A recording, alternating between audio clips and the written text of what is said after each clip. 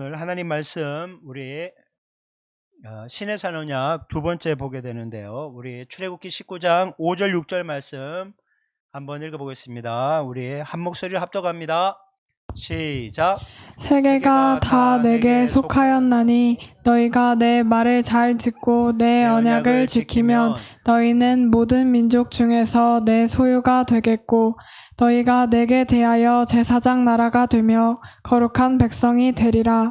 너는 이 말을 이스라엘 자손에게 전할지니라. 아멘.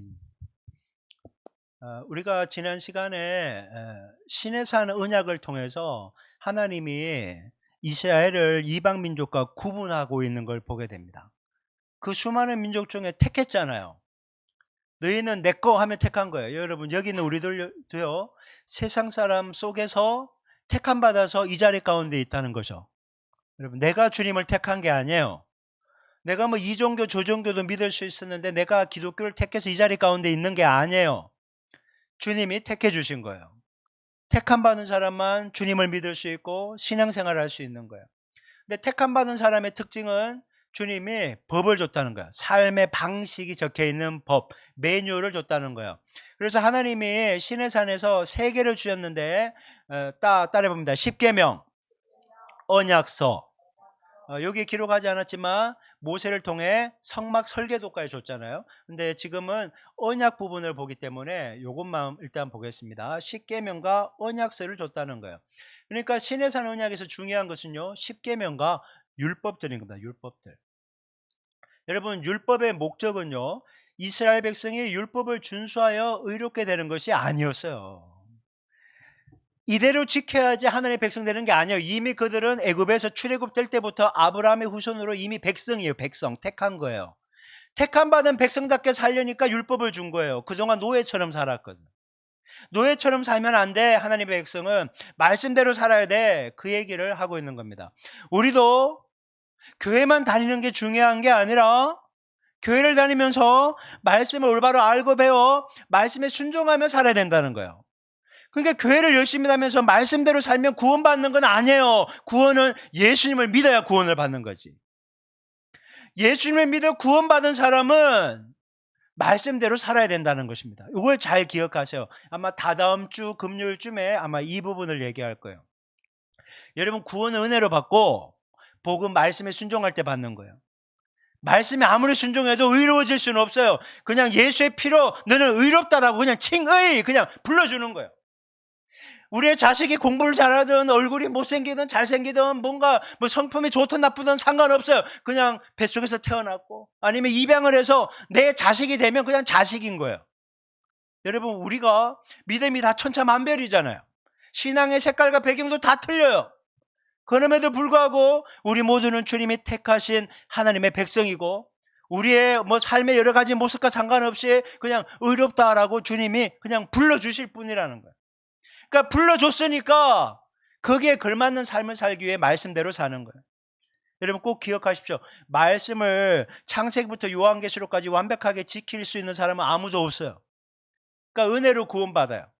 하지만 이 말씀에 순종하는 사람이 진정 하나님의 백성다운 것이고 그 사람이 진정 주님의 놀라운 은혜와 복을 받게 합당한 사람이라는 거예요. 그것이 바로 제사장 나라가 되는 것이고 거룩한 백성이 되는 것이라는 거예요. 자, 로마 3장 2절 말씀 한번 읽어볼게요. 시작. 그러므로 율법의 행위로 그의 앞에 의롭다 하심을 얻을 육체가 없나니 율법으로는 죄될 깨달음이니라. 예, 그래요. 율법으로 다 지켜서 의롭다 함을 얻을 수 없다라고 얘기하고 있잖아요. 근데 예수님이 이 땅에 왔을 때 바리새인과 서기관들은 나는 율법을 다 지키는 사람처럼 위선, 가식, 외식을 했다라는 거예요. 여러분, 제가 이 자리 가운데 있지만 여러분 일주일 동안 말씀을 완벽하게 지키고 혈기 한 번도 안 부리고 늘 감사와 찬양과 기도 충만함으로 이 자리 가운데 있는 게 아니라는 거예요. 이 자리 가운데 있는 건 주님의 은혜라는 거예요. 여러분도 마찬가지일 것입니다. 하나님의 은혜 때문에 이 자리 가운데 있는 거죠. 여러분 모두가 아무리 말씀을 지키고 아무리 애쓴다고 해도 여러분 우리는 절대 의로워질 수 없다라는 거예요. 근데 이스라엘 백성들은 실수를 했던 거죠.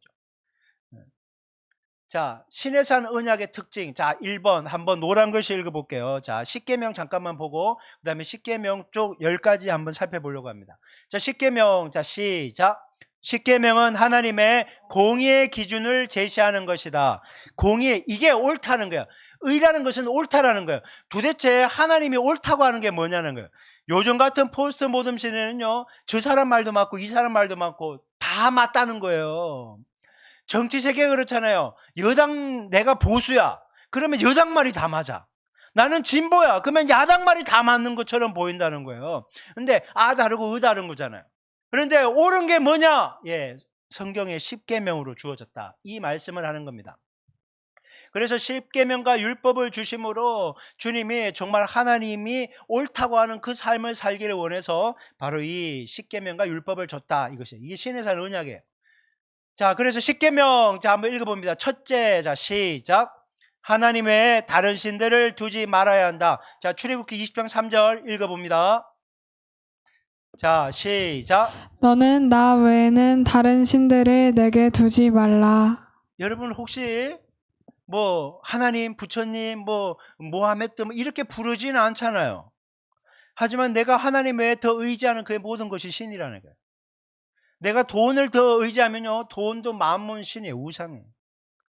여러분 얼마나 많은 신을 섬기는지 몰라요. 우리가 하나님이 여러분의 전부가 되게 하셔야 되는 거예요.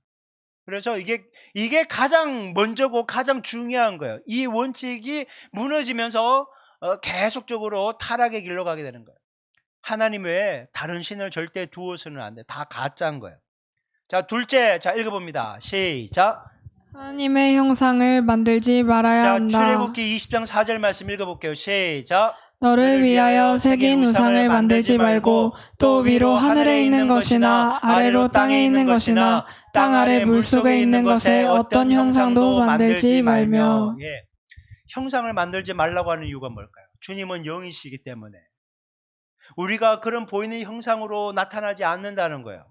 그리고 어떤 형상을 만들면요, 거기에 갇혀 계시게 되는 거예요.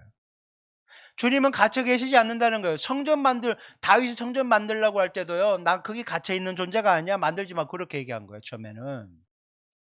하지만 성전에 주님께서 성전 보고 기도하면 내가 그 항상 주목해서 보고 너희를 만나줄게. 그래서 솔로몬 대 만들도록 허락하신 거예요. 그러니까 여러분 형상 조심해야 되는 거예요. 근데 요즘에 공부하다 보니까 아주 놀라운 거 하나 봤는데요.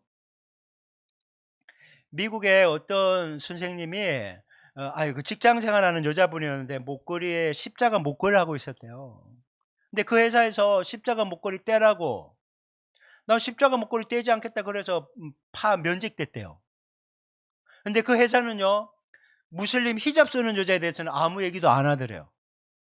십자가 이건 종교 편향적이라면서 그분을 잘랐대요. 이게 한국에 뭐 법으로 해도 안 된다는 거예요.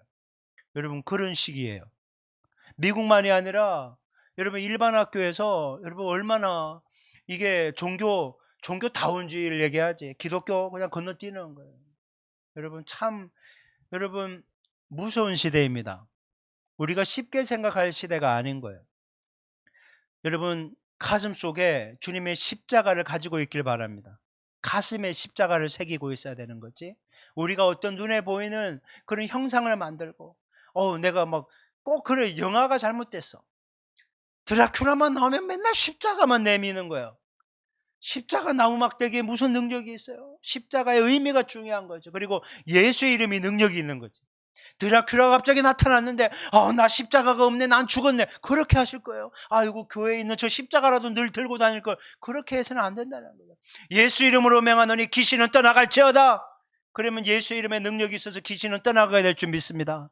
여러분 그러니까 형상의 자기를 가두지 말라는 거예요. 차에 십자가나 물고기 없어도 여러분이 예수를 제대로 믿고 따르고 의지하면 주님이 보호하심을 믿으시기 바랍니다. 뭘 놓고 왔다 여러분 신경 쓰지 마세요. 주님은 영이시고 언제 어디서나 함께하는 분이기 때문이죠. 자, 세 번째, 자 시작. 하나님의 이름을 망령되이 부르지 말아야 한다. 자, 출애굽기 20장 7절 읽어볼게요. 시작. 너는 내 하나님 여호와 이름을 망령되게 부르지 말라. 여호와는 그의 이름을 망령되게 부르는 자를 죄 없다 하지 아니하리라. 예, 망령되이 부른다는 말은요, 함부로 부른다는 거예요. 함부로 부른다는 거예요.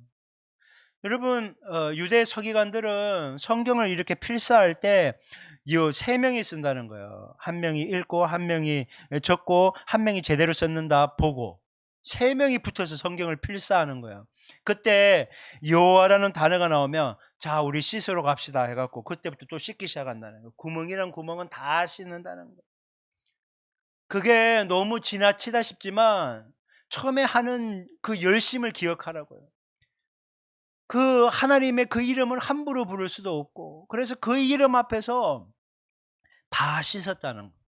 다 씻고 그리고 여호와 이름도 제대로 못 불러서 아도나이라고 쓰든지 빈칸으로 두든지 그랬다는 거예요. 여러분 이게 요식행위가 되면서 형식적이 돼서 그게 문제가 되었지 여러분 처음에 그 순수한 마음은 우리가 배울 수 있어야 되는 거예요. 여러분 하나님의 이름은요 함부로 불러서는 안 되는 거예요.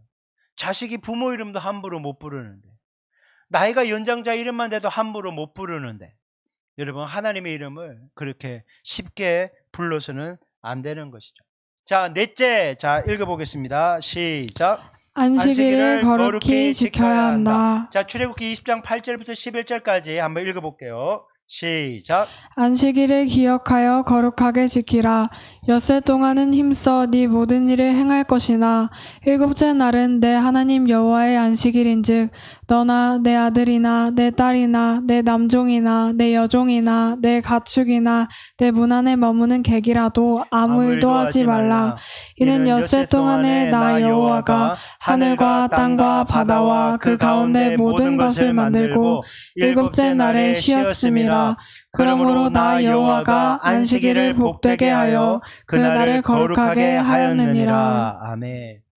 자 우리가 안식일 개념을 잘 이해해야 돼요. 안식일을 거룩하게 구별해라. 그러니까 뭐 6일 동안은 뭐 세상살이 하고 주일날만 이렇게 그날만 뭐 예배하고 다른 일 안 하고 그걸 얘기하는 게 아니에요, 여러분.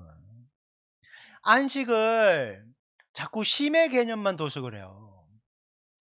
안식을 왜 하는가? 주님이 내 인생의 주인이고 책임지기 때문에 안식한다는 거예요. 쉼의 개념으로 보면 안 되고 주인 개념으로 봐야 된다는 거예요.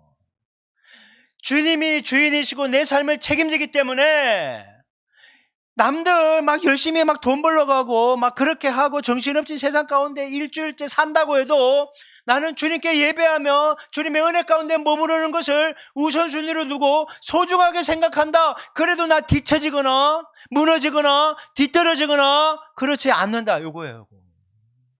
그래서 여러분 안식일을 거룩하게 지키는 것은 주님이 내 인생의 참된 주인이시고 돌보신다는 개념으로 이해하셔야 됩니다. 여러분 요즘에는요 예수 믿는 사람들이지만 주일 예배 드리고 오후에 뭐 개업을 한다든지 뭐 가게를 연다든지 또 출근한다든지 그런 사람이 있어요. 그 사람 보고 안식일도 거룩하게 안 지키고 저런다고. 아니에요 여러분. 그런 개념으로 다가가면 안 되는 거예요. 당신의 주인이 누구인가? 그런데 그런 건 있어요. 만약 주님이 야 주일날 완전히 셧다운하고 주님께 너의 시간 다 드려 그러면 해야 돼요. 만약 그런 게 아니라면요 좀 자유로울 필요는 있어요. 근데 다시 얘기하지만 정말 주인이 누군가 요거는 꼭 기억하셔야 돼요. 안식일의 주인은 주님이시다. 하나님이시다. 그래서 안식일을 거룩하게 구별하여 드린다는 거예요. 왜? 하나님이 내가 거룩하니 너희도 거룩하라는 거예요. 아니 세상 즐거움, 시간, 공간, 막 삶을 다 즐기면서 어떻게 주님 앞에 나와서 거룩하신 주님과 동행하며 예배할 수 있겠냐는 거예요. 그래서 구별하라는 거예요. 제가 저 위쪽에서 사역할 때 이게 뭐 작년 총괄이다 보니까 이렇게 남성분들 많이 접하잖아요. 근데 그 전날까지 막 술을 막 엄청나게 많이 먹고 이렇게 제가 말을 왜 꼬이는지 모르고 막 그런 분들 주일날 와요. 주일날 왔는데 좀 솔직히 속상할 때가 많아요. 술 먹고 막 숙취도 안 대놓고 막 남성 중창단이라고 올라가고 막 찬양하고 그래. 이 부끄러운 얘기인데 연습하고 나서 저 가서 한 몇 매 가서 이렇게 담배 한 cây 피고 와서 또 찬양하고 막 그래요. 예전에는 제가 말도 안 돼. 막 그래 생각했거든요. 이건 너무한 거 아니야. 어떻게 저럴 수 있냐 그랬는데 그 중에는요 변화되는 사람이 있더라고요. 그래서 야 이게 내가 보는 거하고 주님 보는 게 다르구나라는 걸 깨달았어요. 근데 우리 교회 교인이 그러면 좀 속상할 것 같아. 처음부터 피우고 와서 불러요. 가다가 좀 연습하다가 피우지 말고 요까지는 혹시 타협할지 모르겠어. 때때로 그런 분들이 있어요. 아내분이 남편 손잡고 들어와.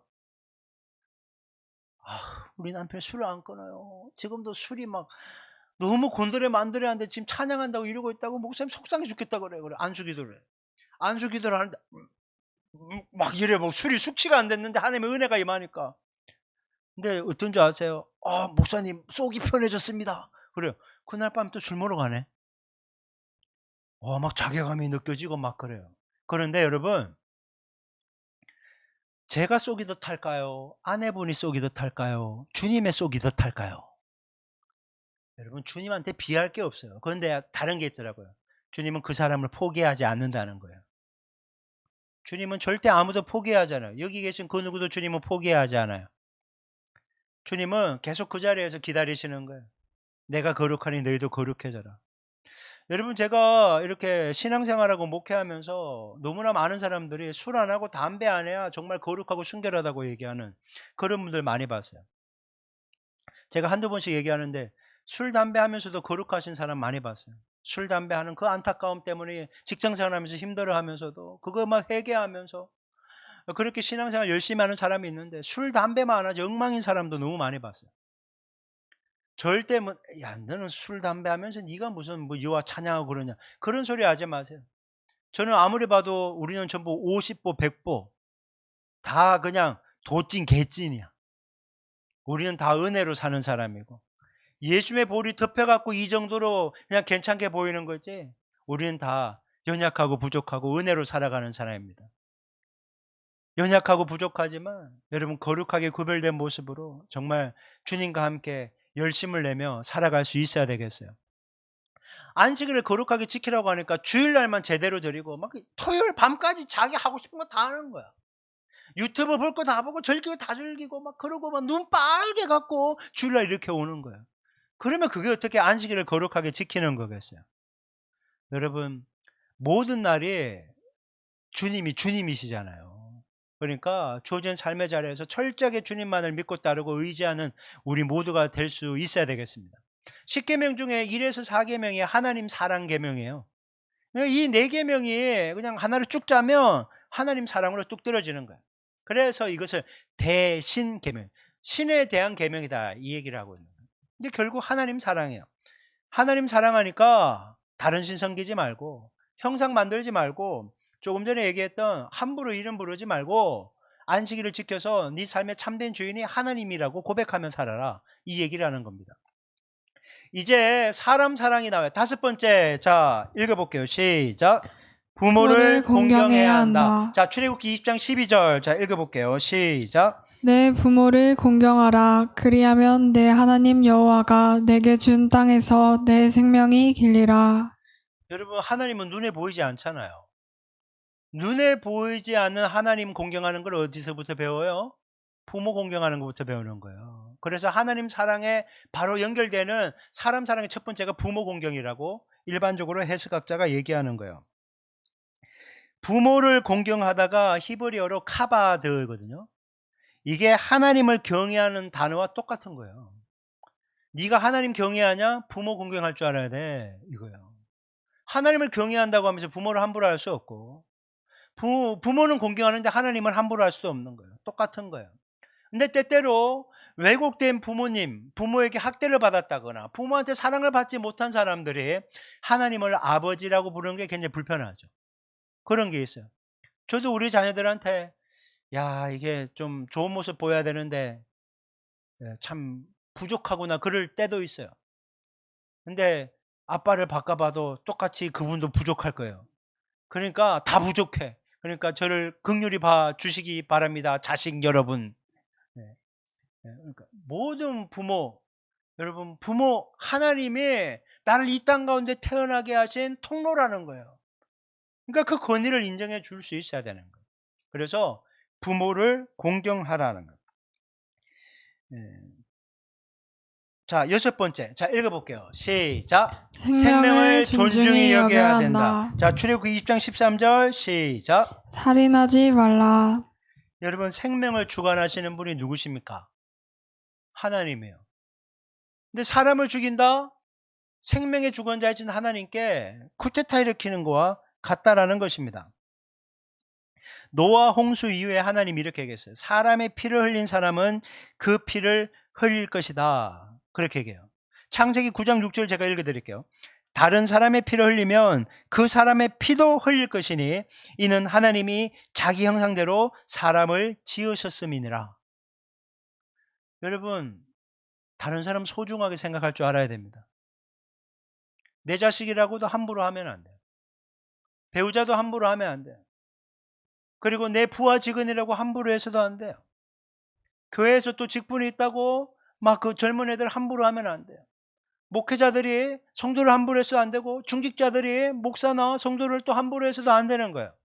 우리 모두는 하나님의 형상을 하나님의 형상을 닮았다는 것은 하나님만큼의 가치가 있다는 거예요. 그러니까 여러분, 함부로 대해서는 안 된다는 거예요. 소중하게 대라는 거예요. 살인하지 말라는 것은 바로 거기와 같다라는 것입니다. 근데 예수님이 마태복음 5장에서 그 얘기하잖아요. 예수님 당시 사람들은 정말 뭐 어떤 무기로 사람을 죽이지만 않으면 살인하지 않았다라고 얘기했잖아요. 근데 예수님은 뭐라고 얘기합니까?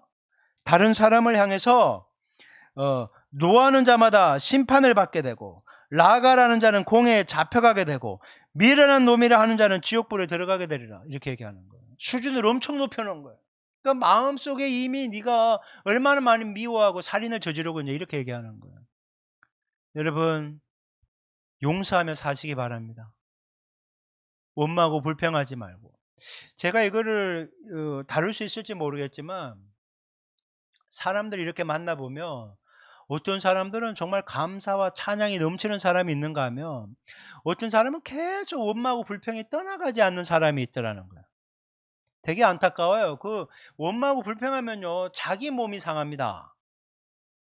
자기 여기서 원망하고 불평할 때 그 원망하고 불평하는 대상 듣지도 못해. 자기가 상하는 거예요. 원망하고 불평하는 게 자기 귀에 들어와서 내 영혼이 사가지는 거예요. 그러니까 여러분, 오늘부터 원망과 불평은 조금만 하세요. 웃어야 되는데 웃지도 않고. 조금만 하시고 감사하고 찬양하고 긍정적인 말, 믿음의 말 할 수 있기를 바랍니다. 여러분, 축복의 말을 하세요. 축복의 말. 여러분, 그것이 정말 주님이 기뻐하시는 거다. 자, 7번째, 8번째 같이 읽어볼게요. 7번째 시작. 성적인 죄를 범하지 말아야 한다. 가늠하지 말라 했죠. 8째 시작. 도둑질하지 말아야 한다. 도둑질하지 말라 이렇게 얘기하고 있는 거예요. 자, 성적인 죄를 범하지 말라고 하는 이유는요, 결혼의 언약을 소중히 여겨야 되기 때문이다. 소중히 여겨야 된다는 거예요. 여러분, 배우자 외에 다른 사람과 성적인 관계에 맺는 것은 하나님이 크게 심판하는 죄다라는 것입니다. 요즘에 너무 많은 사람들이 그냥 엔조이가 너무 많아요. 원나잇이라는 말이 세상에 한 10여 년 전만 해도 원나잇이라는 말은 못 들어봤던 것 같아요. 그냥 결혼 전에 뭐 좋아하는 애들끼리 잤다는 얘기는 그래도 10여 년, 20년 전에는 많이 들었어요. 곧잘. 그래도 원나잇이란 말은 없었어요. 근데 이게 성적인 걸로 너무 나가도 너무 나갔어. 동거도 너무 많고 너무 심해요. 너무. 저는 이게 악한 마귀가 미디어를 통해서 그 생각을 다 부셔버렸기 때문인 것 같아요. 이게 굉장히 오랫동안 마귀의 전략이었던 거죠. 지금 뭐 아무리 뭐 순결교육 통하지가 않아요, 여러분. 하나님을 경외하자면 너희 몸은 거룩한 몸이다. 주님이 함께 하신다. 함부로 몸 허락하면 안 된다. 지켜야 된다. 이 얘기가 굉장히 고리타분해졌다니까요. 되게 안타까운 순간입니다. 주여, 거룩하고 순결함을 지키게 도와 주옵소서. 영적, 육적으로. 뭐 여기에서 뭐 얘기하면 그럴지 모르겠지만 제가 예전에 연세중앙침례교회 그 윤석전 목사님한테 이렇게 교인들, 청년들이 주례 부탁하러 오면요 딱 묻는데 너희들 둘이 잤냐 안 잤냐 딱 묻는데요. 잤다 그러면 이게 몸을 더럽히고 어디 교회에서 예식을 하려고 그러냐고. 예식장 가라면서 자기 주례도 안 해줬다는 거예요. 그만큼 교회를 거룩하게 하려고 했던 그 순전한 마음이 있었다는 거예요. 놀랍지 않습니까? 요즘에 누가 그렇게 합니까? 그렇게 하면 시험대로 떠나갈 사람이 한두 명이 아닐걸요? 그렇지 않습니까? 여러분, 그래도 정말 거룩함을 지키려고 하는 그 마음 하나만큼은 정말 우리가 소중하게 생각할 수 있어야 되는 거죠. 자, 8째, 도둑질하지 말라. 서로 소유에 대해서 소중하게 생각하라는 거예요. 남이 땀 흘린 것을 왜 내가 불로소득으로 가져가냐?